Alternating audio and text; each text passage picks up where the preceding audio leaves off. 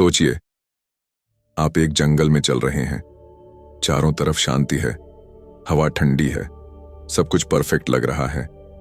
लेकिन पेड़ों के पीछे कुछ ऐसा छुपा है जो आपके हर कदम, हर सांस पर नजर रख रहा है। और आपको पता भी नहीं, जिंदगी भी बिल्कुल ऐसी ही है।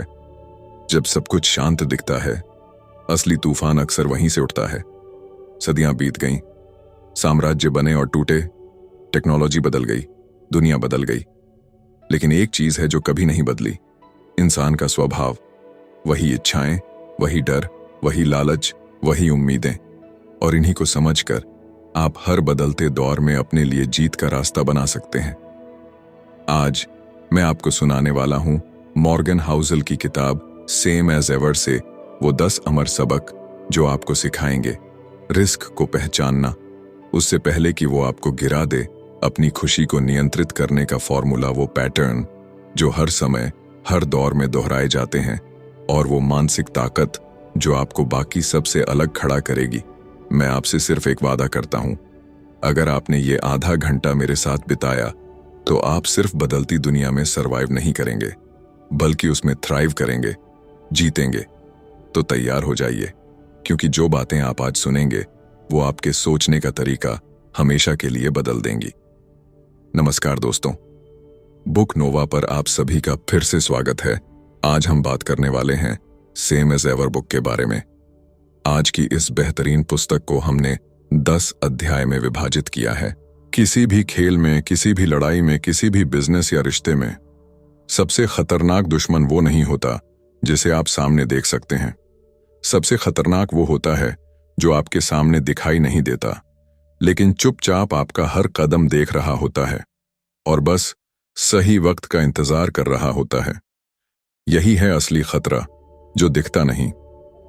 हम अक्सर उस पर ध्यान देते हैं जो हमें साफ साफ नजर आता है। बिजनेस में गिरते सेल्स, रिश्ते में आ रही बहसें, या सेहत में अचानक आई कोई दिक्कत। लेकिन जिंदगी में असली खेल उन चीजों का होता है जो हमें नजर ही नहीं आती, और जब तक हम उन्हें पहचानते हैं तब तक अक्सर बहुत देर हो चुकी होती है। सोचिए, 2008 की आर्थिक मंदी किसने देखी थी? वॉल स्ट्रीट के बड़े बड़े जीनियस लोग भी आराम से बैठे थे, क्योंकि उन्हें लगा कि सब कुछ कंट्रोल में है।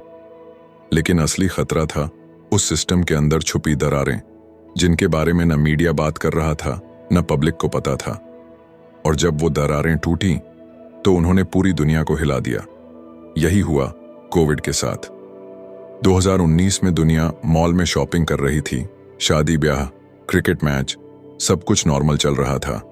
किसी को अंदाजा भी नहीं था कि कुछ महीनों बाद एक अदृश्य वायरस पूरी दुनिया को घरों में बंद कर देगा, अर्थव्यवस्था को गिरा देगा और करोड़ों लोगों की जिंदगी बदल देगा। खतरे की यही सबसे खतरनाक बात है, वो तब तक आपको आराम से रहने देता है जब तक कि वो आपको एक ही वार में गिरा न दे। और यही वजह है कि असली समझदार इंसान हमेशा अनदेखे खतरे के लिए तैयार रहते हैं। वे जानते हैं कि जो चीज आज शांत है वो कल का तूफान बन सकती है, जो चीज आज स्थिर दिख रही है वो कल ढह सकती है। हमारी रोजमर्रा की जिंदगी में भी ये सच है।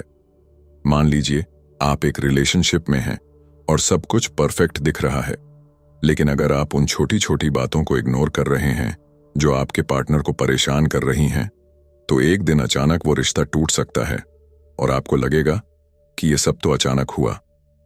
लेकिन सच ये है कि वो खतरा चुपचाप बढ़ रहा था, बस आपको दिख नहीं रहा था। इसी तरह सेहत में आपको लगता है सब ठीक है, लेकिन अंदर ही अंदर कोई बीमारी धीरे धीरे बढ़ रही होती है और एक दिन वो आपको बेखबर पकड़ लेती है। इसलिए समझदारी ये नहीं है कि आप सिर्फ दिखने वाले खतरे से बचें। समझदारी ये है कि आप अपनी नजर, अपना दिमाग और अपना सिस्टम इस तरह से तैयार रखें कि छुपे हुए खतरे भी आपको चौंका ना सके। इसका मतलब है रिस्क को सिर्फ सामने से देखने की बजाय उसके पीछे की परतों को देखना। जैसे एक शतरंज का खिलाड़ी सिर्फ अगली चाल नहीं सोचता, बल्कि 5 चाल आगे तक देखता है। जो खतरा दिखता नहीं वही असली खतरा है, क्योंकि वो आपको उस जगह से चोट करता है जहां आपने कोई कवच पहन ही नहीं रखा। अगर आप हमेशा ये सोचकर चलेंगे कि सब ठीक है, तो आप सबसे असुरक्षित हैं। लेकिन अगर आप ये मानकर चलेंगे कि कहीं ना कहीं कुछ ना कुछ ऐसा है जो आपको चौंका सकता है, तो आप तैयार रहेंगे। और यही तैयारी, यही जागरूकता आपको बाकी लोगों से अलग बनाएगी। और जब दुनिया चौंकेगी, आप बस मुस्कुराकर कहेंगे, मैं जानता था ये आने वाला है। हम सब अपनी जिंदगी को एक तरह से मापते हैं, लेकिन ये मापने का पैमाना कभी हकीकत नहीं होता, बल्कि हमारी अपनी अपेक्षाएं होती हैं। और यहीं से असली खेल शुरू होता है। असली खुशी, असली संतोष कभी सिर्फ इस बात पर निर्भर नहीं करता कि हमारे पास क्या है, बल्कि इस पर निर्भर करता है कि हमने अपने दिमाग में उसके बारे में क्या सोचा है। अगर हकीकत हमारी उम्मीद से बेहतर हो तो हम खुश हो जाते हैं, और अगर वो उम्मीद से थोड़ी भी कम हो तो हमें लगता है कि हम हार गए, चाहे बाहर से कुछ भी न बदला हो। सोचिए, एक इंसान साल में 10 लाख कमा रहा है और उसकी उम्मीद थी 8 लाख की। वो बेहद खुश है। वही दूसरा इंसान 15 लाख कमा रहा है, लेकिन उसने उम्मीद लगाई थी 20 लाख की, तो वो मायूस है। यहां असली फर्क पैसे का नहीं है, फर्क है अपेक्षाओं का। यही वजह है कि कुछ लोग छोटे घर में साधारण जिंदगी जीकर भी संतुष्ट होते हैं, और कुछ लोग महलों में रहकर भी बेचैन रहते हैं। हमारी अपेक्षाएं एक अदृश्य स्क्रिप्ट हैं जो हमारे मूड, हमारे फैसले और हमारी जिंदगी की दिशा तय करती हैं। समस्या तब शुरू होती है जब हम अपनी अपेक्षाओं को लगातार बढ़ाते रहते हैं, लेकिन उन्हें पाने की क्षमता उतनी तेजी से नहीं बढ़ती। जैसे जैसे हम एक लक्ष्य हासिल करते हैं, हमारा दिमाग कहता है, बस एक कदम और, बस थोड़ा और ये चक्र कभी खत्म नहीं होता। आप एक कार खरीदते हैं, थोड़े दिनों में उसकी आदत पड़ जाती है, फिर अगली बड़ी कार का सपना आने लगता है। आप प्रमोशन पाते हैं, कुछ महीनों में वो नॉर्मल लगने लगता है, और आप अगली पोजीशन के लिए बेचैन हो जाते हैं। ये दौड़ का अंत नहीं है, और अगर आप इसको पहचान नहीं पाए तो आप हमेशा उस जगह खड़े रहेंगे जहां खुशी कुछ कदम आगे है, और आप कभी उसे पकड़ नहीं पाएंगे। असली ट्रिक ये है कि आप अपनी अपेक्षाओं को कंट्रोल करना सीखें। इसका मतलब ये नहीं कि सपने देखना छोड़ दें, बल्कि ये समझना कि आपको अपनी जिंदगी को सिर्फ अगले टारगेट से नहीं, बल्कि मौजूदा पल से भी मापना चाहिए। हम अक्सर दूसरों की जिंदगी देखकर अपनी अपेक्षाएं बढ़ा लेते हैं, और सोशल मीडिया ने इसे और बढ़ा दिया है। आपको लगता है कि आपके दोस्तों की जिंदगी आपसे बेहतर है, क्योंकि उनकी तस्वीरें मुस्कुराती हुई हैं, उनकी कार चमचमाती है, उनके ट्रिप्स शानदार हैं। लेकिन आप ये नहीं देखते कि उस तस्वीर के पीछे कितनी उधार, कितनी थकान और कितनी अधूरी इच्छाएं छुपी हैं। तुलना हमारी अपेक्षाओं को झर की तरह चुपचाप बढ़ा देती है, और हमें लगता है कि हम पीछे रह गए हैं, जबकि हकीकत में हम ठीक ठाक चल रहे होते हैं। खुशी का असली फॉर्मूला सीधा है। खुशी हाश हकीकत अपेक्षाएं। अगर आपकी हकीकत अच्छी है लेकिन अपेक्षाएं उससे भी ज्यादा हैं, तो आप दुखी रहेंगे। और अगर आपकी हकीकत मामूली है लेकिन अपेक्षाएं उससे कम हैं, तो आप खुश रहेंगे। यही कारण है कि कृतज्ञता और संतोष सिर्फ नैतिक बातें नहीं हैं, ये असली मानसिक रणनीतियां हैं। जिंदगी का असली मजा तब आता है जब आप ये खेल समझ जाते हैं, जब आप अगले टारगेट की तरफ बढ़ते हुए भी मौजूदा पल का स्वाद ले सकते हैं, जब आप अपनी उपलब्धियों को सिर्फ नई अपेक्षाओं का ईंधन नहीं, बल्कि अपनी कहानी का एक खूबसूरत अध्याय मानते हैं। और जब आप ये कर पाते हैं, तो आप पाते हैं कि खुशी कोई मंजिल नहीं, बल्कि सफर में बिखरे हुए छोटे छोटे पड़ाव हैं, जिन्हें देखने के लिए आपको सिर्फ अपनी नजर और अपना मन साफ रखना होता है। जब सब कुछ शांत हो, सब कुछ परफेक्ट लगे, तो हम सोचते हैं कि अब कोई चिंता नहीं, अब बस मजे हैं। लेकिन सच यही है कि अक्सर यही शांति पागलपन का बीज बनाती है, क्योंकि इंसान का दिमाग तब तक बेचैन रहता है जब तक उसे कुछ करने, कुछ पाने या कुछ बचने की चिंता हो। और जैसे ही वो चिंता खत्म होती है, वही दिमाग नई चुनौतियां खुद बनाने लगता है। शांति के लंबे दौर में हम खुद को अजेय मानने लगते हैं, और यही सबसे बड़ा खतरा होता है। इतिहास इसके अनगिनत उदाहरणों से भरा है। युद्ध के बाद जब अर्थव्यवस्थाएं स्थिर हुईं, लोग खुशहाल हुए, पैसा बहने लगा, तो उसी खुशी और स्थिरता ने लालच को जन्म दिया। अमेरिका के 1920 के दशक को देखें, जिसे रोरिंग ट्वेंटीज कहा गया। अर्थव्यवस्था फल फूल रही थी, सबको लग रहा था कि अब कुछ बुरा नहीं होगा। फिर 1929 की ग्रेट डिप्रेशन आई और पूरे सिस्टम को गिरा दिया। क्यों? क्योंकि उस लंबे अच्छे समय ने लोगों को इतना आत्मविश्वासी बना दिया था कि उन्होंने अंधाधुंध निवेश किए, कर्ज बढ़ाया और जोखिम को अनदेखा किया। हमारे निजी जीवन में भी यही होता है। मान लीजिए आप सालों से एक स्थिर नौकरी में हैं, बढ़िया तनख्वाह मिल रही है, कोई खतरा नहीं दिख रहा। धीरे धीरे आप अपनी सेविंग्स पर ध्यान देना छोड़ देते हैं, स्किल्स को अपडेट करना बंद कर देते हैं और यकीन करने लगते हैं कि ये आराम हमेशा रहेगा। फिर अचानक कंपनी में छंटनी होती है और आपको लगता है कि ये तो कहीं से भी आ गया। लेकिन असल में वो खतरा उसी दिन पैदा हो गया था जब आपने मान लिया था कि अब सब हमेशा अच्छा रहेगा। शांति हमें आराम देती है, लेकिन ये आराम धीरे धीरे हमें लापरवाह भी बना देता है। जब सब ठीक चल रहा होता है तब हम वही गलतियां करने लगते हैं जिन्हें बुरे वक्त ने हमें कभी सिखाया था कि दोहराना नहीं है। हम ज्यादा खर्च करने लगते हैं, ज्यादा भरोसा करने लगते हैं और ज्यादा बड़े दांव खेलने लगते हैं। हमें लगता है कि चूंकि अभी तक कुछ गलत नहीं हुआ तो आगे भी कुछ गलत नहीं होगा। लेकिन ये सोच वही है जो अच्छे वक्त को बुरे वक्त में बदल देती है। ये पैटर्न राजनीति से लेकर बिजनेस, रिश्तों और सेहत तक हर जगह दिखता है।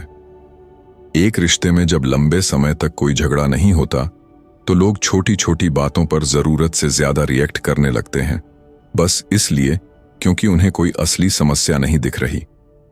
कंपनियों में जब लगातार मुनाफा आता है तो मैनेजमेंट ज्यादा जोखिम लेने लगता है, नए नए प्रोजेक्ट्स में कूद पड़ता है और अक्सर वही फैसले आगे चलकर संकट पैदा कर देते हैं।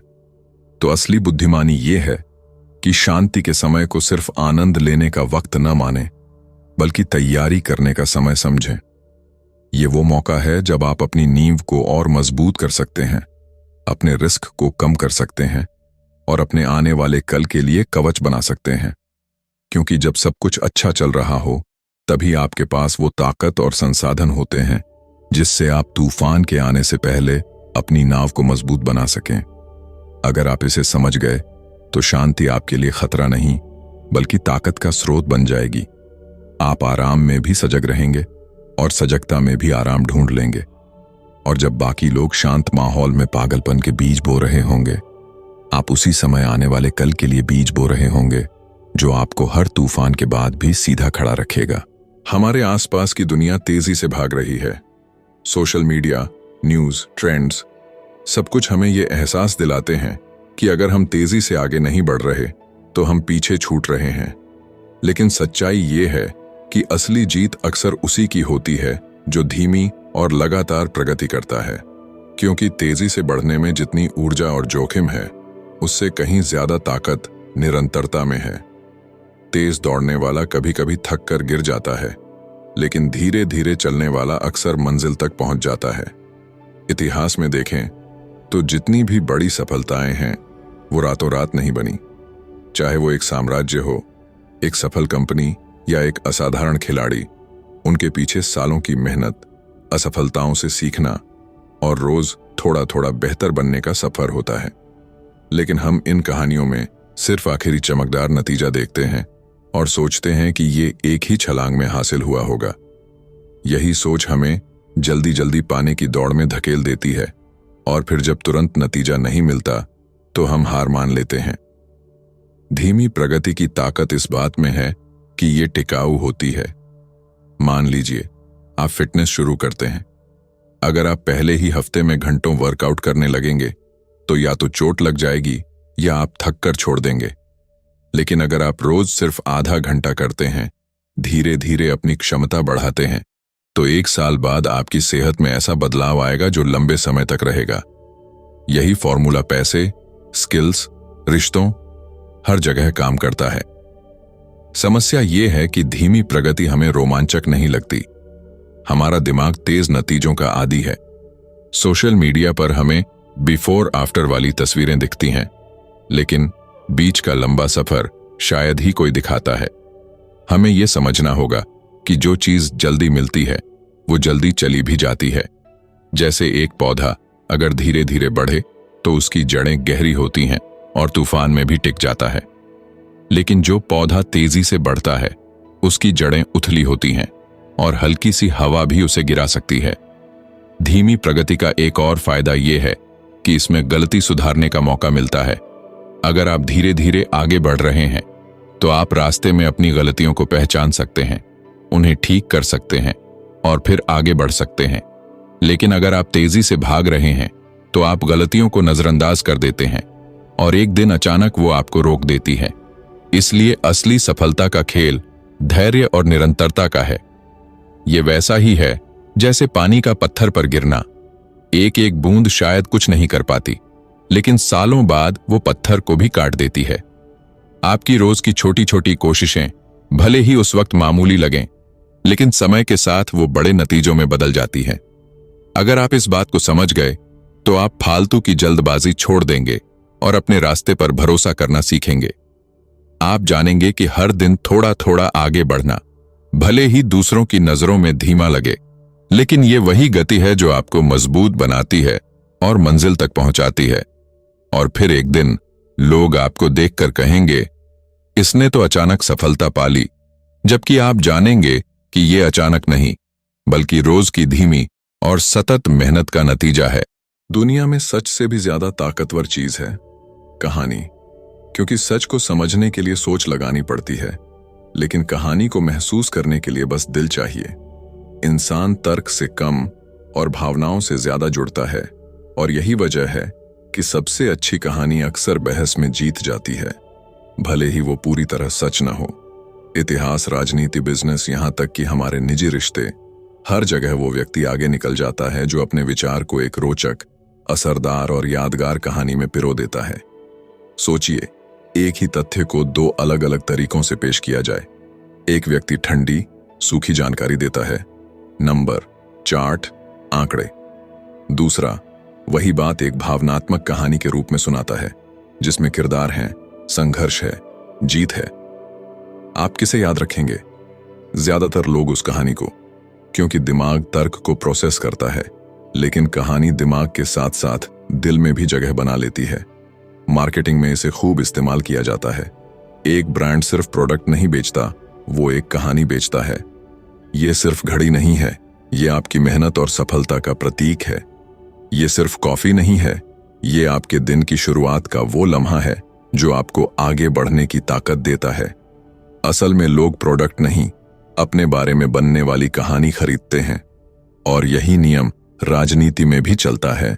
जो नेता अपनी बात को एक प्रेरक, भावुक या विजनरी कहानी में बदल देता है, वो जनता के दिल जीत लेता है। यहां तक कि हमारे निजी जीवन में भी यही पैटर्न है। इंटरव्यू में सिर्फ अपनी स्किल्स बताने से ज्यादा असर तब पड़ता है जब आप अपने काम का एक दिलचस्प किस्सा सुनाते हैं, जिसमें आपने समस्या सुलझाई हो या मुश्किल हालात को अवसर में बदला हो। रिश्तों में भी लोग आपको उसी कहानी के रूप में याद रखते हैं जो आप उनके साथ जीते हैं, चाहे वो दोस्ती की हो, संघर्ष की या हंसी मजाक की। लेकिन यह भी सच है कि कहानी का असर दोधारी तलवार जैसा है। सबसे अच्छी कहानी जीत तो सकती है, लेकिन अगर वो झूठ पर आधारित है तो उसका असर सीमित समय तक ही रहेगा। समय के साथ सच सामने आता है और तब वही कहानी एक चेतावनी बन जाती है। इसलिए सबसे असरदार और टिकाऊ कहानियां वो हैं जो सच को एक ऐसे तरीके से कहती हैं जो लोगों को महसूस हो, जो उन्हें अपने जीवन से जोड़ने पर मजबूर कर दे। कहानी जीतने का मतलब सिर्फ शब्दों की जादूगरी नहीं है, बल्कि दूसरे के नजरिए को समझना भी है। आपको पता होना चाहिए कि सामने वाला किससे जुड़ सकता है, किस बात से उसकी आंखों में चमक आ सकती है, किस मोड़ पर उसका दिल तेज धड़क सकता है, और फिर उस भावनात्मक धड़कन को अपनी बात के साथ जोड़ देना ही असली कला है। अगर आप ये कला सीख गए तो आप पाएंगे कि आप सिर्फ बहस नहीं जीतते, आप दिमाग और दिल दोनों में जगह बना लेते हैं। लोग आपकी कही हुई बात को सालों बाद भी याद रखते हैं, क्योंकि आपने उन्हें सिर्फ जानकारी नहीं दी थी, आपने उन्हें एक अनुभव दिया था।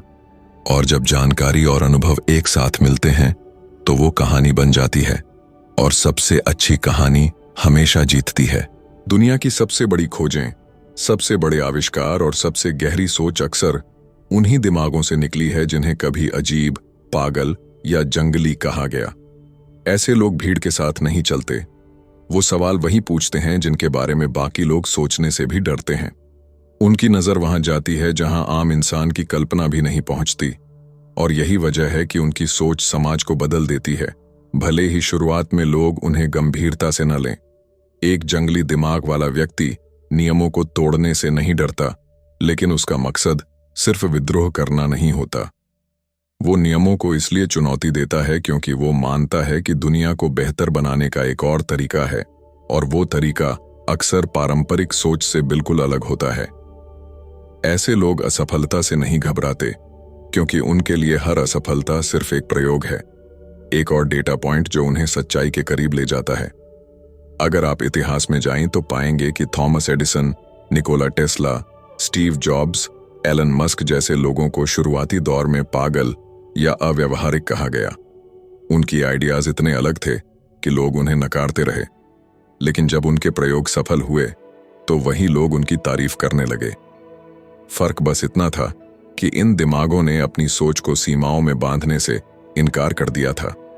जंगली दिमाग का असली राज उनकी जिज्ञासा होती है। उन्हें हर चीज के पीछे का क्यों जानना होता है।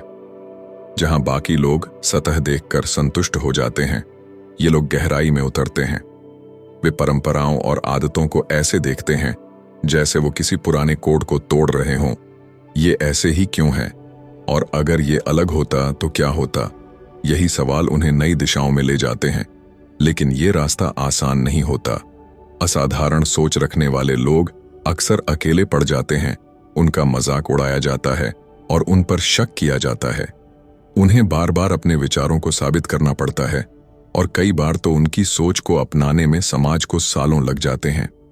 लेकिन यही संघर्ष उनकी सोच को और निखारता है, क्योंकि वो बाहरी शोर को अनदेखा करना सीख जाते हैं और अपने विजन पर टिके रहते हैं। जंगली दिमाग का एक और पहलू यह है कि वो सिर्फ सपने देखने तक सीमित नहीं रहते। वो उन सपनों को हकीकत में बदलने के लिए पागलपन की हद तक मेहनत करते हैं। वो जोखिम उठाते हैं, समय और संसाधनों को निवेश करते हैं, और बार बार कोशिश करते हैं जब तक कि दुनिया उनकी बात मान न ले। उनकी सोच का असर अक्सर पीढ़ियों तक चलता है, क्योंकि वो सिर्फ प्रॉब्लम सॉल्व नहीं करते, वो नए रास्ते बना देते हैं। अगर आप भीड़ से अलग चलने की हिम्मत रखते हैं, सवाल पूछने से नहीं डरते और असफलताओं को सबक की तरह लेते हैं, तो आपके अंदर भी एक जंगली दिमाग है। याद रखिए, दुनिया को बदलने वाले लोग वही होते हैं जिन्हें शुरुआत में पागल कहा जाता है, लेकिन समय साबित करता है कि उनकी सोच पागलपन नहीं बल्कि भविष्य की झलक थी। और जब बाकी लोग पुराने रास्तों पर चलते रहेंगे, आप नए रास्तों को बनाते हुए आगे बढ़ चुके होंगे, क्योंकि असली क्रांति हमेशा एक जंगली दिमाग से शुरू होती है। जिंदगी में जब हमें कुछ हासिल करना होता है तो हमारे अंदर एक बेचैनी पैदा होती है। हम सोचते हैं कि जितना जल्दी हो सके उतना अच्छा होगा। इसी सोच में हम बहुत ज्यादा, बहुत जल्दी और बहुत तेज आगे बढ़ने की कोशिश करते हैं। शुरुआत में ये तरीका रोमांचक लगता है, लेकिन असलियत में ये हमारे सफर को छोटा नहीं बल्कि कई बार खत्म कर देता है, क्योंकि हर चीज का अपना समय और रफ्तार होती है, और जब हम उसे जबरदस्ती तेज करने की कोशिश करते हैं तो वो टूट जाती है, चाहे वो बिजनेस हो, करियर, रिश्ते या खुद का विकास। मान लीजिए आपने एक नया बिजनेस शुरू किया है। शुरुआत में सब अच्छा चल रहा है और आप सोचते हैं कि जितनी जल्दी हो सके इसे बड़े स्तर पर ले जाएं। आप बहुत जल्दी बहुत सारे कस्टमर्स लाने की कोशिश करते हैं, लेकिन आपके पास उतनी क्षमता, संसाधन और अनुभव नहीं होता कि सबको संभाल सकें। नतीजा ये होता है कि सर्विस गिर जाती है, गलतियां बढ़ जाती हैं, और वो भरोसा जो धीरे धीरे बन सकता था, शुरुआत में ही टूट जाता है। यही गलती बहुत से लोग फिटनेस, निवेश, यहां तक कि पढ़ाई में भी करते हैं। वो तुरंत और बड़ा नतीजा चाहते हैं, लेकिन तैयार नहीं होते कि उसके लिए समय और धैर्य दें। तेजी से बढ़ना हमेशा खतरनाक नहीं होता, लेकिन जब ये हमारी क्षमता से ज्यादा हो जाता है तो ये हमें थका देता है। शरीर और दिमाग की भी एक सीमा होती है। अगर आप एकदम से 100% परफॉर्मेंस देने की कोशिश करेंगे तो थकान, गलती और बर्नआउट तय है। ये वैसा ही है जैसे आप एक पौधे को जबरदस्ती खींचकर बड़ा करने की कोशिश करें। बाहर से शायद लगे कि वो बढ़ रहा है, लेकिन अंदर से उसकी जड़ें कमजोर होंगी और पहला तूफान उसे गिरा देगा। बहुत ज्यादा, बहुत जल्दी, बहुत तेज होने का एक और नुकसान यह है कि ये हमें सीखने का समय नहीं देता। असल में विकास का मतलब सिर्फ नतीजे पाना नहीं, बल्कि सफर में आने वाले सबक को समझना भी है।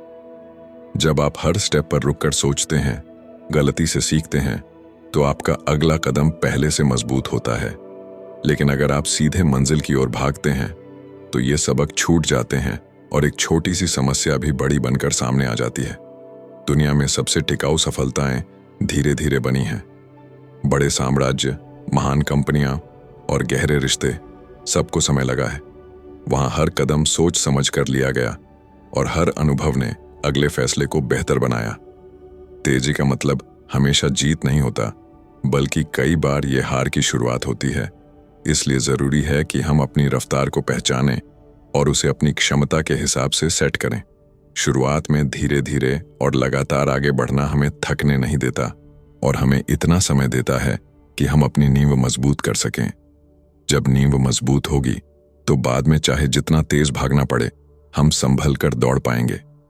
अगर आप इस सिद्धांत को समझ गए तो आप पाएंगे कि धैर्य और निरंतरता आपके सबसे बड़े हथियार हैं। तेज भागना रोमांचक हो सकता है, लेकिन सही रफ्तार से दौड़ना आपको लंबी दूरी का विजेता बनाएगा, क्योंकि जिंदगी में असली जीत उसी की होती है जो सिर्फ शुरुआत में नहीं, बल्कि अंत तक टिके रहता है। दुनिया में जितनी भी बड़ी और स्थायी चीजें बनी हैं, उनके पीछे सिर्फ मेहनत या टैलेंट नहीं, बल्कि एक और ताकत रही है, प्रोत्साहन।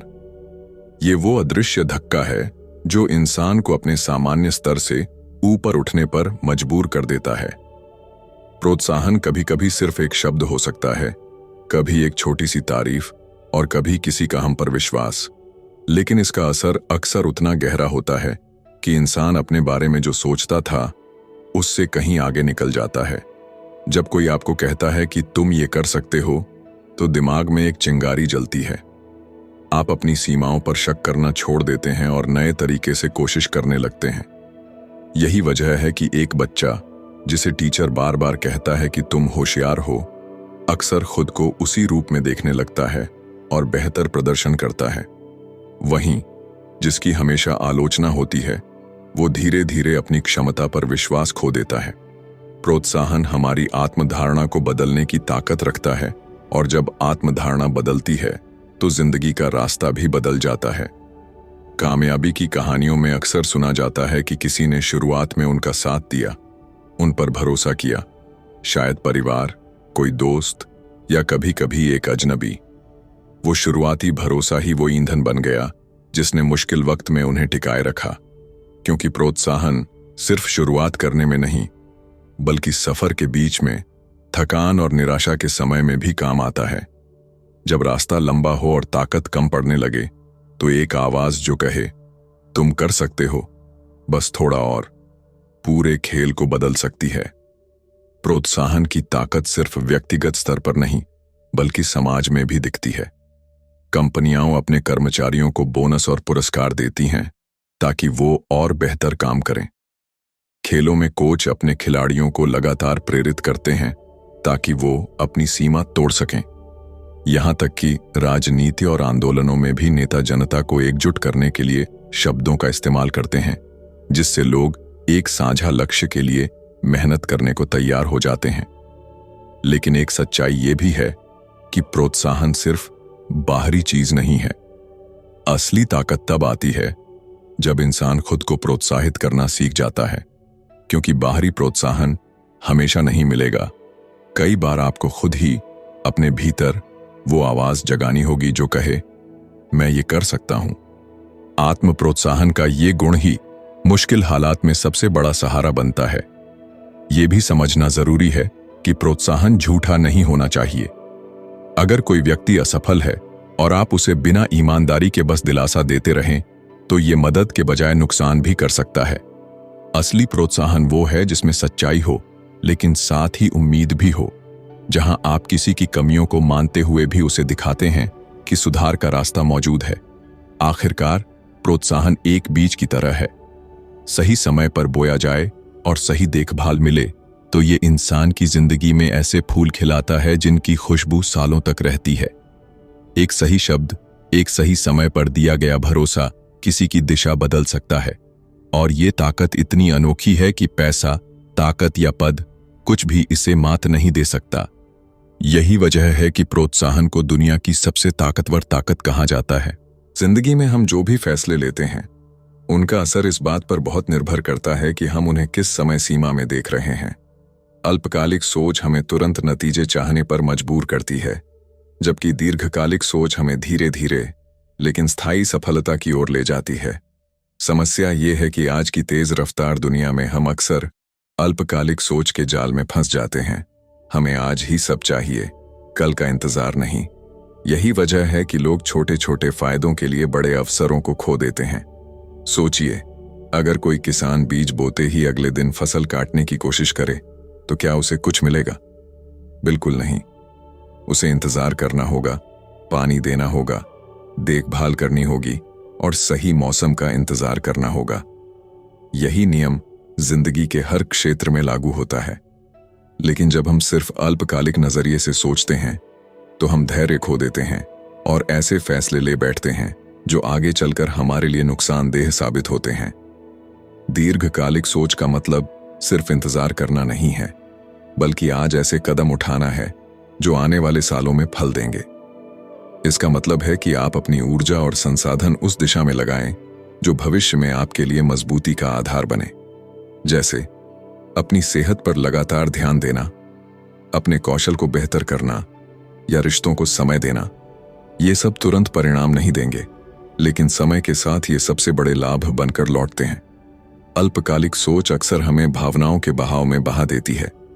जब बाजार में हलचल होती है, लोग डर के मारे अपने निवेश बेच देते हैं, जबकि दीर्घकालिक सोच वाला इंसान जानता है कि उतार चढ़ाव खेल का हिस्सा है और समय के साथ चीजें सुधर जाएंगी। यही फर्क एक अच्छे निवेशक और जल्दबाज निवेशक के बीच होता है। समय की दृष्टि हमें धैर्य, निरंतरता और सही प्राथमिकताएं सिखाती है। जब हम लंबे समय के लिए सोचते हैं तो हम छोटी छोटी असफलताओं को सीखने के मौके के रूप में देखते हैं, न कि हार के रूप में। ये दृष्टिकोण हमें मानसिक रूप से भी मजबूत बनाता है, क्योंकि हम जानते हैं कि हमारी यात्रा लंबी है और हर कदम हमें मंजिल के करीब ले जा रहा है। लेकिन दीर्घकालिक सोच अपनाना आसान नहीं है। इसके लिए हमें तत्काल संतुष्टि की आदत को छोड़ना पड़ता है और अपने फैसलों के दीर्घकालिक असर को समझना पड़ता है। इसका मतलब ये भी है कि कई बार हमें ऐसे फैसले लेने होंगे जो अभी मुश्किल लगेंगे, लेकिन आगे चलकर हमारे लिए सबसे बेहतर साबित होंगे। उदाहरण के लिए, अभी खर्च करने की बजाय बचत करना या मनोरंजन के समय को कम करके सीखने में लगाना। आखिरकार, समय की दृष्टि इस बात का चुनाव है कि हम अपने जीवन को छोटी छोटी दौड़ों की श्रृंखला मानते हैं या एक लंबी सतत यात्रा। अल्पकालिक सोच हमें तेजी से शुरू करवाती है, लेकिन जल्दी थका देती है। वहीं दीर्घकालिक सोच हमें स्थिरता और गहराई देती है, जिससे हम न सिर्फ मंजिल तक पहुंचते हैं, बल्कि रास्ते में मजबूत भी बनते हैं। जो लोग समय की इस शक्ति को समझ लेते हैं, उनके लिए कोई भी लक्ष्य असंभव नहीं रहता, क्योंकि वे जानते हैं कि सही दिशा और पर्याप्त समय के साथ पहाड़ भी हिलाए जा सकते हैं। जिंदगी में मेहनत करना जरूरी है, लेकिन हर चीज की एक हद होती है। जब हम किसी लक्ष्य को पाने के लिए बहुत ज्यादा कोशिश करने लगते हैं, तो कभी कभी वही कोशिश हमारे रास्ते की सबसे बड़ी रुकावट बन जाती है। ये उल्टा असर क्यों होता है? क्योंकि अत्यधिक कोशिश में अक्सर दो चीजें घुल जाती हैं, बेचैनी और दबाव, और ये दोनों हमारे दिमाग और फैसलों पर धुंध डाल देते हैं। जब हम बहुत ज्यादा कोशिश करते हैं तो हम लचीलेपन को खोने लगते हैं। हम हर छोटी चीज को कंट्रोल करना चाहते हैं, हर नतीजे को अपने हिसाब से लाना चाहते हैं। लेकिन जीवन की सच्चाई ये है कि हर चीज हमारे कंट्रोल में नहीं होती। जो लोग इस हकीकत को नजरअंदाज करते हैं, वो थकान, हताशा और निराशा के शिकार हो जाते हैं। बहुत ज्यादा कोशिश करने का मतलब कई बार ये भी होता है कि हम हर समय अपने आप पर शक करते रहते हैं। शायद मैंने ठीक नहीं किया, शायद और मेहनत करनी चाहिए। ये मानसिक बोझ हमें हमारी असली क्षमता से दूर ले जाता है। कुछ हालात ऐसे होते हैं जहां हल्की सी दूरी ही हमें बेहतर नतीजे दिलाती है। जैसे तीरंदाजी में अगर आप डोरी को बहुत ज्यादा खींचेंगे तो तीर गलत दिशा में चला जाएगा। उसी तरह संगीत में भी अगर कोई गायक हर नोट को जोर देकर गाने की कोशिश करेगा तो गाने का भाव खो जाएगा। कई बार सबसे अच्छा प्रदर्शन तब आता है जब हम रिलैक्स रहते हैं, अपने आप पर भरोसा करते हैं और मेहनत को ज्यादा दबाव में बदलने नहीं देते। बहुत ज्यादा कोशिश करने का एक और खतरा है थकान का जमाव। जब हम लगातार बिना रुके मेहनत करते रहते हैं तो हमारा शरीर और दिमाग दोनों कमजोर पड़ने लगते हैं। इस थकान की वजह से हम गलत फैसले लेने लगते हैं और छोटे मोटे झटकों को भी बड़ी असफलता मानने लगते हैं। यही वजह है कि कई सफल लोग अपने काम के बीच में ब्रेक लेते हैं, यात्रा करते हैं या अपने शौक पूरे करते हैं ताकि जब वो लौटें तो फिर से तरोताजा और रचनात्मक हों। इसका मतलब ये नहीं कि मेहनत छोड़ देनी चाहिए, बल्कि असली कला ये है कि हम मेहनत और आराम के बीच संतुलन बनाएं। हमें अपनी ऊर्जा का इस्तेमाल सही समय और सही दिशा में करना आना चाहिए। अगर हम हर समय 100% पर चलने की कोशिश करेंगे तो बहुत जल्दी हमारी बैटरी खत्म हो जाएगी। लेकिन अगर हम रणनीति के साथ सही मौके पर अपना पूरा जोर लगाएं तो हम कम कोशिश में भी बेहतर नतीजे पा सकते हैं। जिंदगी में कई बार हमें पीछे हटना पड़ता है ताकि हम पूरी तस्वीर देख सकें। यही पीछे हटना हमें सही दृष्टिकोण देता है, जिससे हम अपने लक्ष्य की ओर ज्यादा प्रभावी ढंग से बढ़ पाते हैं। बहुत ज्यादा कोशिश करने के बजाय स्मार्ट कोशिश करना, धैर्य रखना और भरोसा रखना ज्यादा कारगर साबित होता है। आखिरकार सफलता सिर्फ इस पर निर्भर नहीं करती कि आपने कितना किया, बल्कि इस पर भी कि आपने कब, कैसे और किस भावना के साथ किया। बहुत ज्यादा कोशिश करने से कभी कभी हम वो सहजता खो देते हैं जो असली कमाल लाती है।